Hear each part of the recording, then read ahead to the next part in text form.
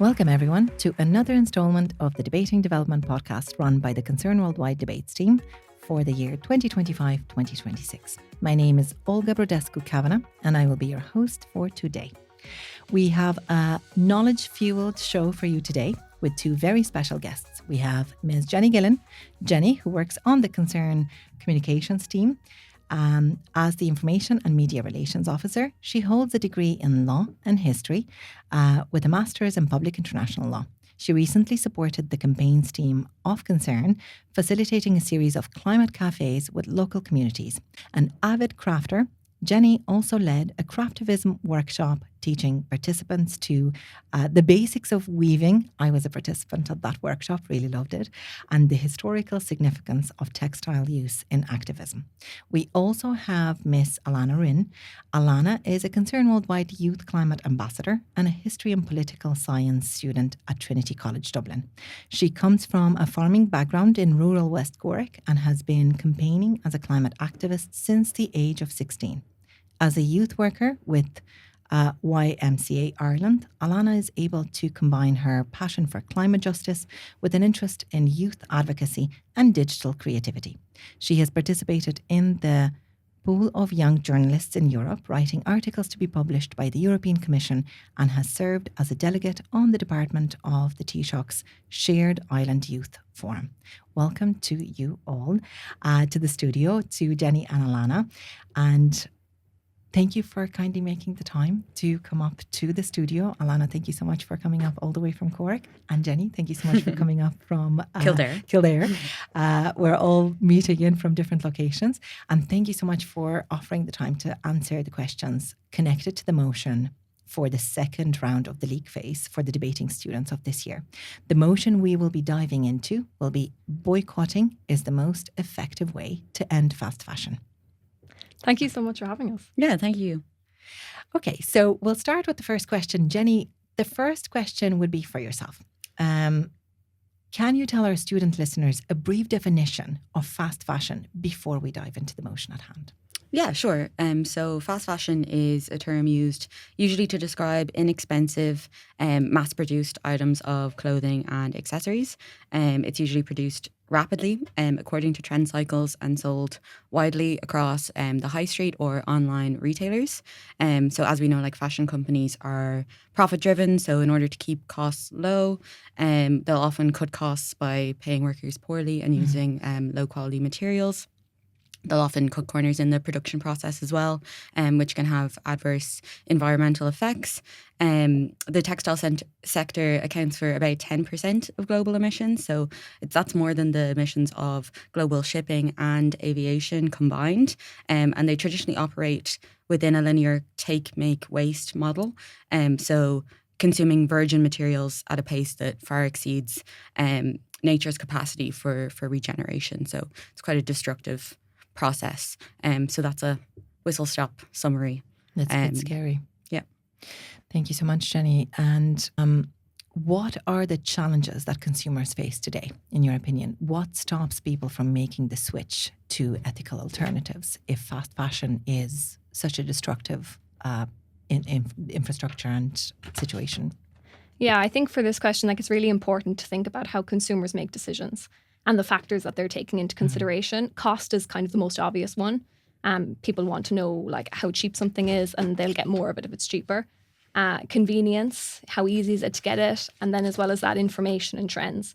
So I guess we've heard a lot about the cost of living crisis. It's kind of been dominating the news cycle since the COVID pandemic.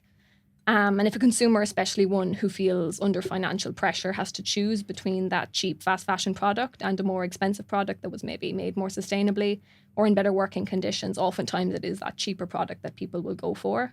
Indeed. And when I think about people my age, when I think about students, they're mostly in full-time education, they're not in full-time employment. They're not looking to spend huge amounts of money on their wardrobe. And that's what makes websites like Vinted really great, because you can buy and sell secondhand clothes. It is cheaper. And it's not just about cost either. It is that convenience, and that ties into what information is available to the consumer. Is there somewhere where the consumer can get non-fast fashion products easily, quickly? Is it as convenient as online shopping from fast fashion brands? And then where do they get that information about non-fast fashion alternatives? And for most people, the answer to that is on social media. And there's lots of different types of knowledge. Like, do consumers really know the damaging impact of fast fashion on the environment? And as well as that, like the exploitation of people. Do they know that 85% of textiles end up in landfills every year, or that it takes 20,000 litres of water to produce 1 kg of cotton? Like, people might know that fast fashion is bad, or they'll have that kind of idea in their head that it's not something they should be doing or buying, but they mightn't really fully realise the enormity of the issue. And then that's kind of when you get onto trends. What are other people doing? If I hear all my friends and family talking about how they'll only buy from charity stores or from secondhand websites, that they wouldn't shop from Shein, then the likelihood is that I'll follow their example. And then people start to change their own shopping habits. And I think the main challenge that consumers face today is cost, but there's plenty of ways to shop more sustainably, and that your bank account will actually thank you for. But mostly by looking at secondhand options and like upcycling older clothes. And if it feels too inconvenient, or consumers feel like they haven't the time or the knowledge to shop more sustainably, then they're probably less likely to shift away from the places that they already shop in.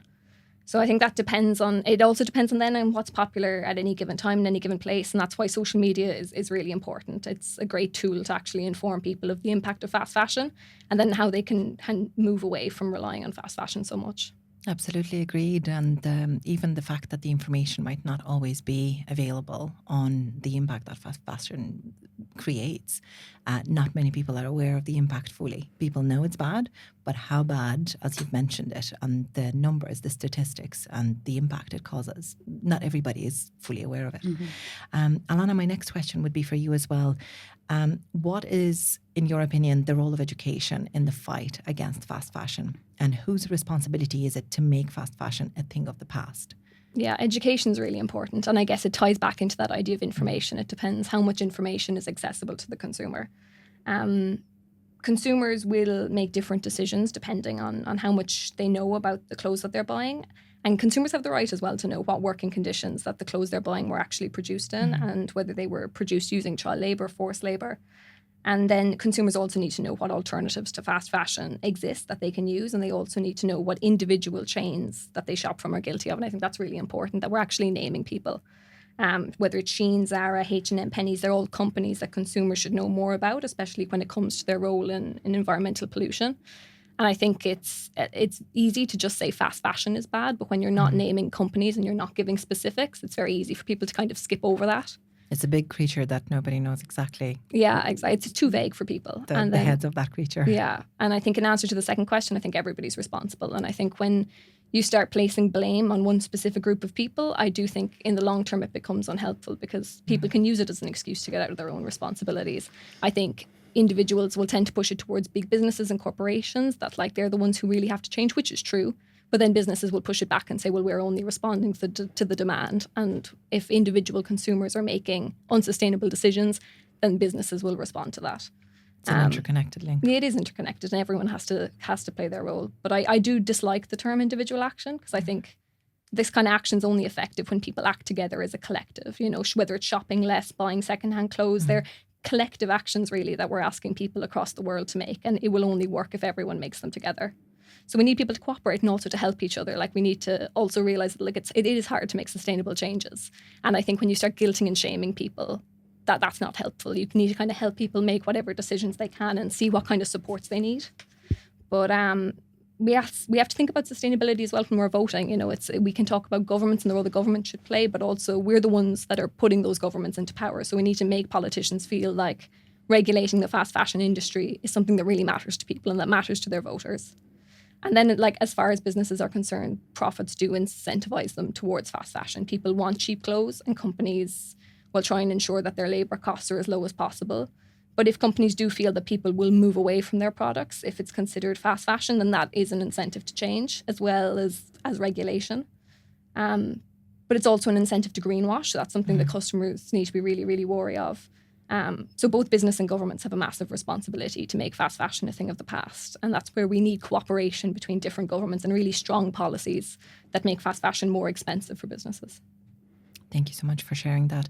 And Jenny, with our next question, I'll move on to you. Are there any regulations and governmental policies that ensure the transparency in the ethics of fashion? And are these policies effective and enforceable at all? So I'm going to look at this from an Irish and an EU perspective. In Ireland, there's no specific regulations addressing sustainability in the fashion industry. There is an obligation around labelling and listing the composition of textiles and the fibres that are in your textiles. And then there's also an Advertising Standards Authority of Ireland have in Section 15 of their code. They deal with environmental claims. So this is to put a bit of a restriction around greenwashing, as Alannah spoke to. Like, people want to feel like they're doing the right thing, and then that incentivizes corporations to, make lofty claims around their environmental practices that sometimes aren't substantiated. So that code, which is industry created, industry self-enforced code, it claims that any environmental claims should be supported by a high level of substantiation, and such claims should not be used without qualification unless advertisers can provide the substantiation that their product will cause no environmental damage. So that's a lot of words, basically, to say that... It's word heavy. Yeah, basically to say that any environmental claims made should be true and not over-exaggerated. Now, on an EU level, there are some interesting pieces of upcoming regulation. So EU, just to put this in context, EU regulations are directly effective in Ireland. So they will automatically be enforceable in Ireland and enforceable in Irish courts. They don't need to be incorporated into Irish law separately. So we have the upcoming, a recent revision of the Waste Development Framework, the EU Waste Development Framework, introduced a mandatory extended producer responsibility scheme. So the objective of this was to apply the polluter pays principle, meaning that producers, rather than consumers, will need to take accountability for their post-consumer waste. So as of the 1st of January 2025, the Waste Development Framework requires all member states to have a separate collection system for textiles. So that was applicable as of this year. But then the upcoming Circular Economy Act in 2026 seeks to create market demand for secondary materials and establish a single market for waste as well. So then moving on, there's a few of these, so bear with me, but they are very exciting. So Eco-design for sustainable product regulation is an upcoming regulation in 2028. So this will include minimum requirements for durability, repairability, and recyclability of textiles. And it'll also place limits on microplastics that textiles can produce. It'll also require items to have digital product passports. So they will store essential information about product sustainability, promote circularity, and ensure stronger legal compliance. It will also place, and I think this is a really key point, it'll place a ban on destruction of unsold textiles. So we've seen kind of controversies in the past around, I believe it was like Abercrombie and Hollister destroying unsold clothing just through incineration. So it'll place a ban on that. I think the premium brands are also guilty of this practice. Yeah, definitely. There's this idea around like not diluting a brand by it not leaking onto a resale market. And then the final piece of regulation is updated waste shipment regulation. So this will prevent companies from exporting their unsold textiles. So that's another kind of scandal that's come up in recent years of clothing waste being exported to developing countries, and you've got these cities of unsold clothing that have been kind of created. So that'll prevent that. And it'll also ban the disposal of unsold textiles in landfill or through incineration again. So yeah, there's some exciting things on the horizon. Very exciting indeed. You mentioned there the limitation of microplastic shedding from synthetics. I think this is a huge win for all of us.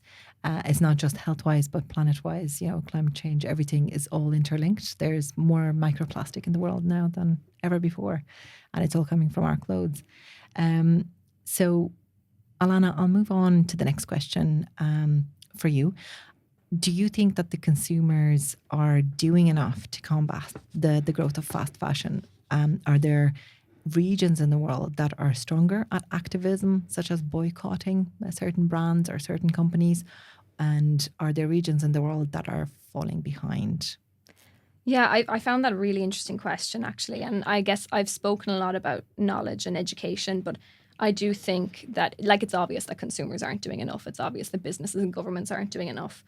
But so I think it's important to recognize that sometimes education isn't enough, and that there are instances where people can know what they're buying is exploiting other people and that they're damaging the environment, but don't care enough to actually change it. And maybe that's because they don't know specifically, or the information isn't as obvious to them, or they're not seeing it all the time. But consumers definitely aren't doing enough. And I think expecting consumers to stop facilitating the growth of fast fashion without any form of like social or economic pressures or incentives is probably unrealistic.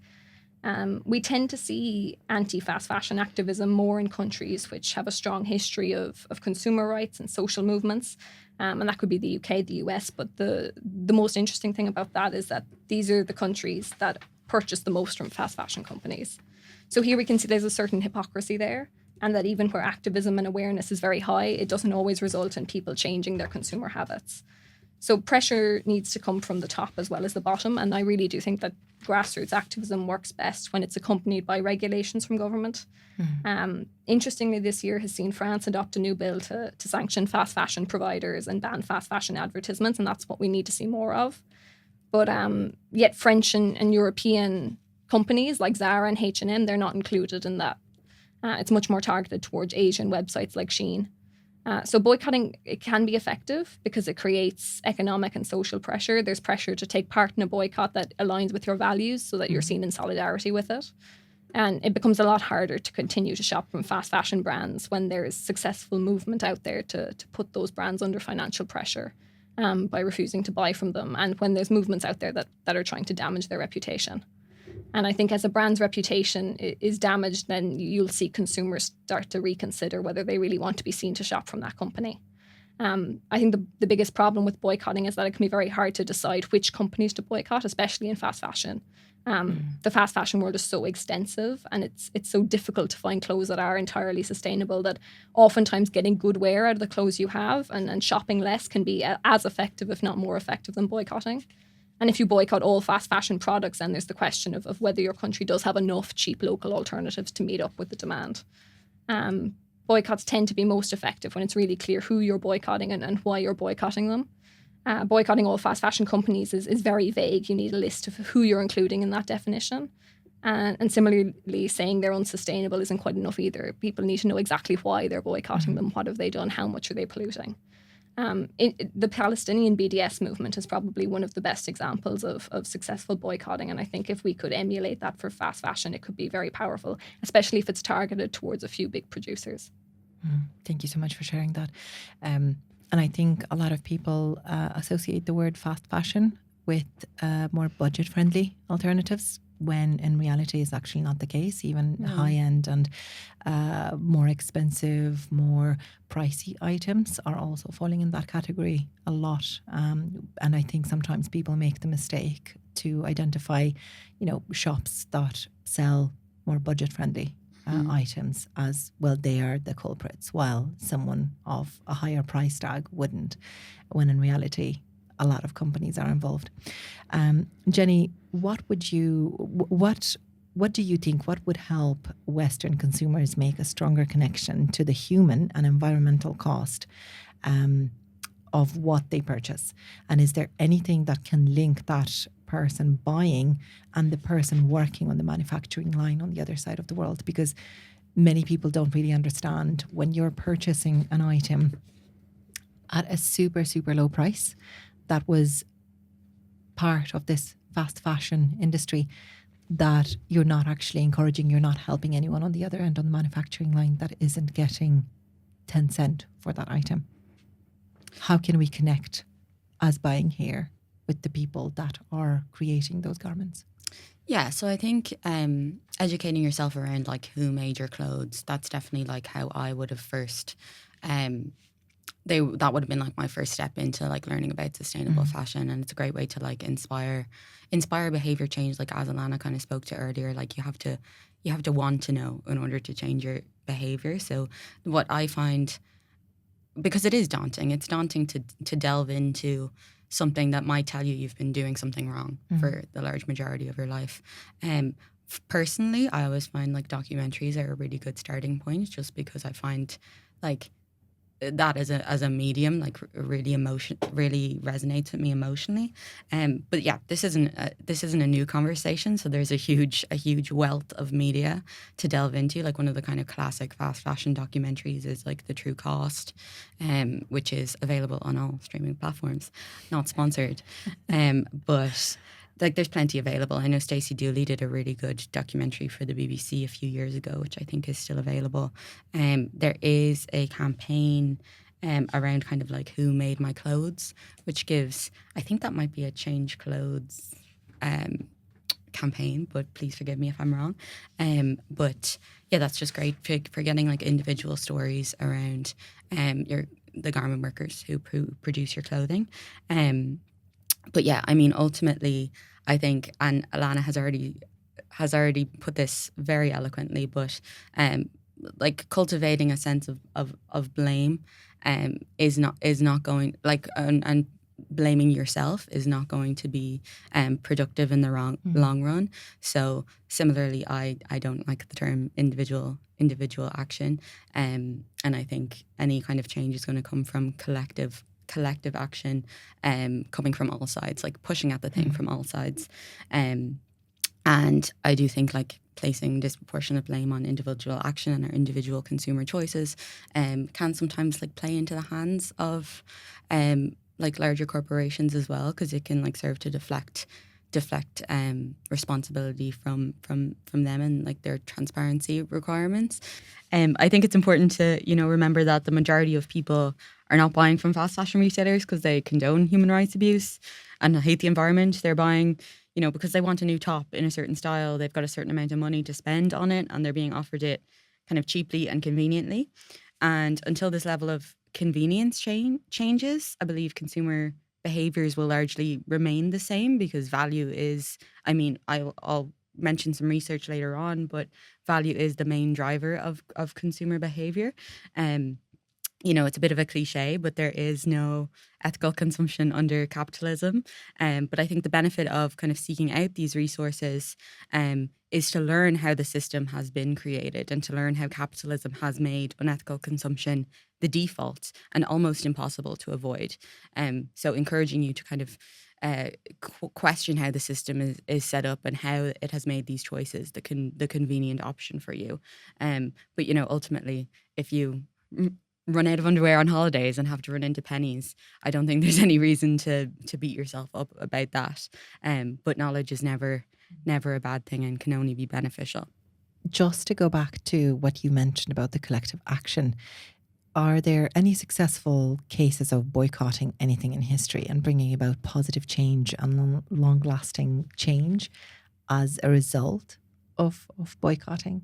Whether it was individual or collective, hopefully there's some positive information on that. Sure. So yeah, my history nerd is about to come out. I'm going to go for some pretty niche examples here.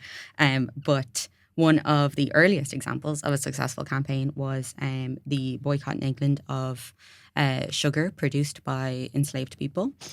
So it was 1791. After Parliament refused to abolish slavery, thousands of pamphlets were printed encouraging people to boycott. Sales of this specific sugar produced by enslaved people dropped by between a third and a half. But by contrast, interestingly, sales of Indian sugar, untainted by slavery, rose tenfold in 2 years. So shops as well started selling sugar guaranteed to have been produced by free men. So it was kind of a precursor to fair trade. I think that really shows kind of the something that Alannah was saying earlier about, in order for like a boycott to work, there has to be a very similar alternative available. I'm going to get back to that a little bit more because when we discuss the motion a little bit further. Now, another example of a successful boycott was the anti-apartheid movement against apartheid in South Africa. So that movement emerged in 1959 and focused on boycotting South African goods to protest the system of racial segregation. So it persisted for nearly 35 years and played a crucial role. It's credited with playing a crucial role in the eventual dismantling of apartheid in 1994. There is an interesting Irish example of participation in this boycott, which is the Dunnes Stores strike. So between 1984 and 1987, well, that's how long the strike lasted, workers refused to handle goods from, a group of workers refused to handle goods from South Africa. They were suspended, and 10 union members went on strike. So the strike lasted until 1987, so it lasted 3 years, when the Irish government then banned, through pressure from the wider community and from the public, banned the importation of South African goods. So that very much came as a result of public pressure in support of the strike, and it was the first complete ban of South African imports by a Western government. So then an example from the clothing industry that I want to talk about is the Fruit of the Loom boycott. So this was 2009. In 2009, the umbrella company, Russell Athletic, shut down one of its Honduran factories soon after the workers unionised. So this company kind of made a lot of clothing and apparel for universities. So more than 100 universities in the US, UK and Canada joined the boycott in response to the shutting down of this factory. So they dropped their licensing deals, which was often a result of pressure from student groups. It was at that time the largest garment boycott in history, and Columbia University's magazine says it pushed the company to the bargaining table, resulting in the factory reopening and workers getting their jobs back. So yeah, there's some really positive examples, but as Alannah mentioned earlier, like these examples do tend to be quite targeted. They're for specific products, they're for products of a specific origin, and they're also the examples given are whereby there are equal alternative options at a similar price point. So let's say the opportunity cost isn't as high when we're talking about this kind of targeted boycott as we would be when we're talking about boycotting all of fast fashion. So yeah, I'll speak to that a little bit more a bit later on. Thank you so much. Thank you to you both in the studio, Alannah and Jenny. And after hearing everything that you had to say, which was a mountain of information, I can see that your passions truly lie with supporting anything that is against fast fashion. And I'd like to move on to offer the proposing teams and the opposing teams a little tip, just one tip for each side. For the motion, boycotting is the most effective way to end fast fashion. Alannah, what I would like to ask you to offer one proposing argument as a guide, a little tip. What would your tip be for the teams proposing this motion? Yeah, my tip would be to consider the impact that a boycott can have on government policy. So we know that the boycotts can be used as a tool to put fast fashion companies under financial strain. But looking past that, boycotting can create a really powerful narrative which can harm the reputation of fast fashion companies, and therefore like a reputation of a government which fails to take action against them.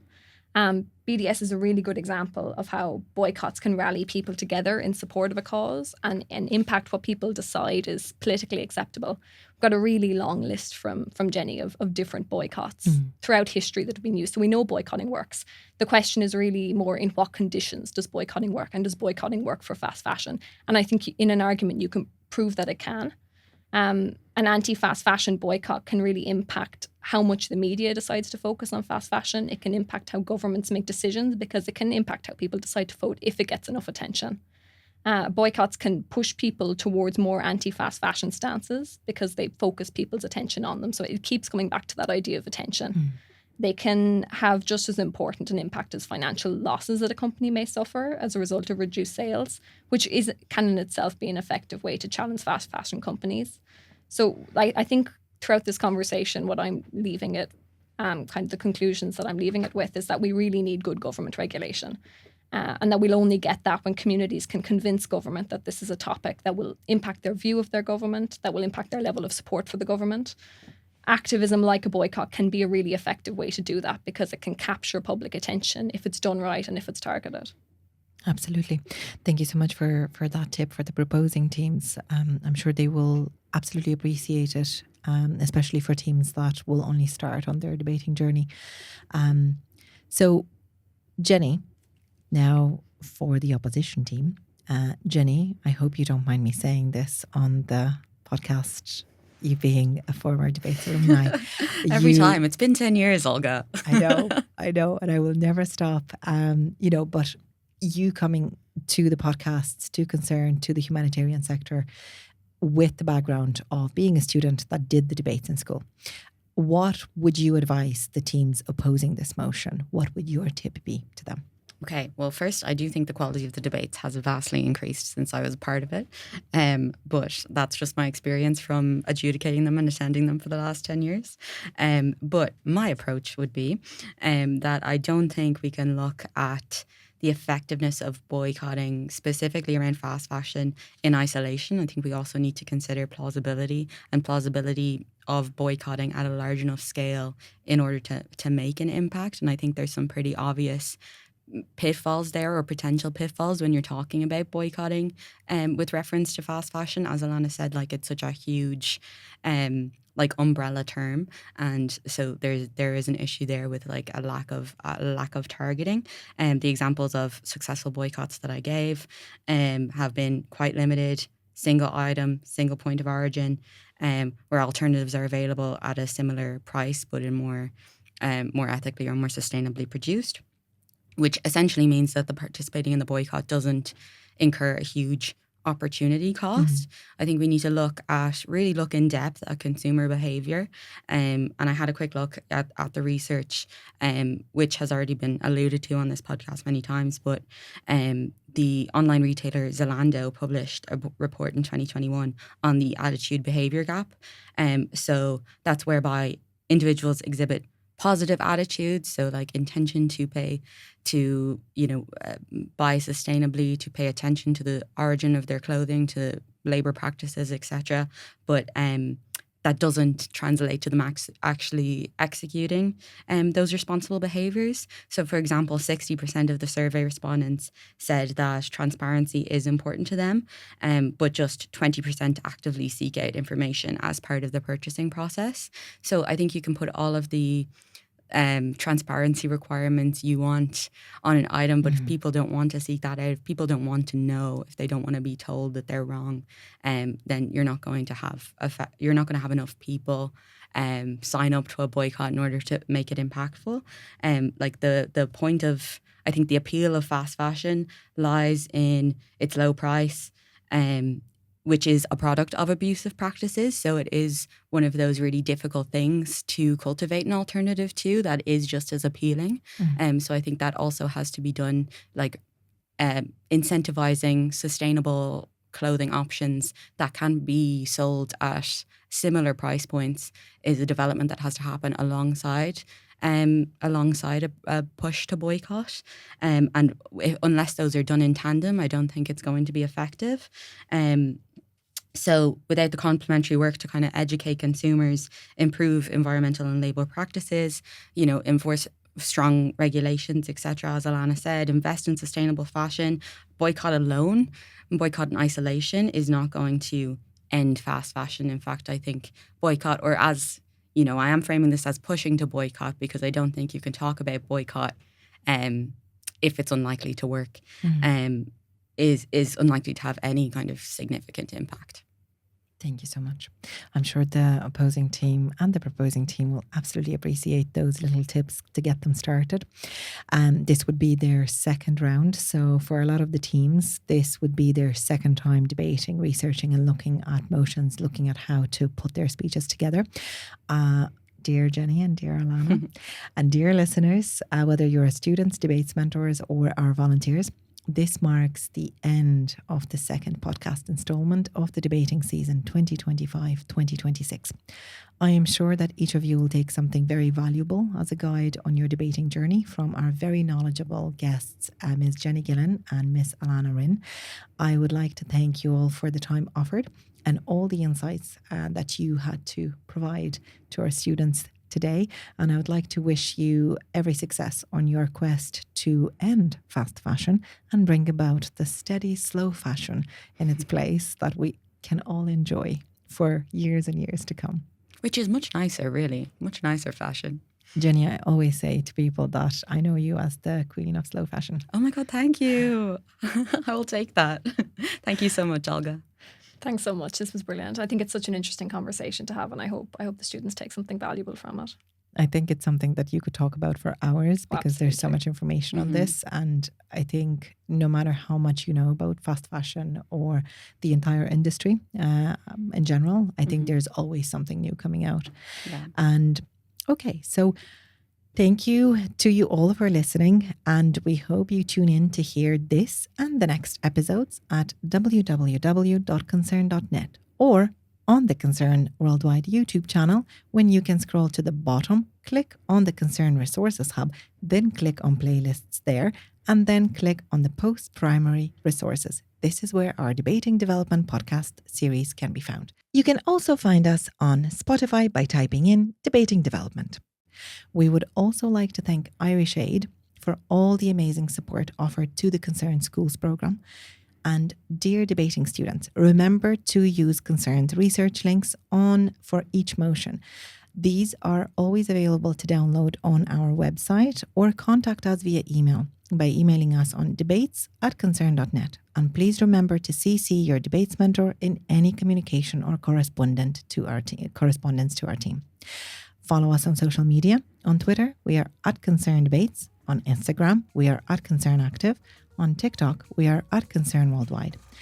To close the podcast, I would like to quote one of our founders, Father Angus Finucane: "Do as much as you can, as well as you can, for as many as you can, for as long as you can." Thank you all, and goodbye.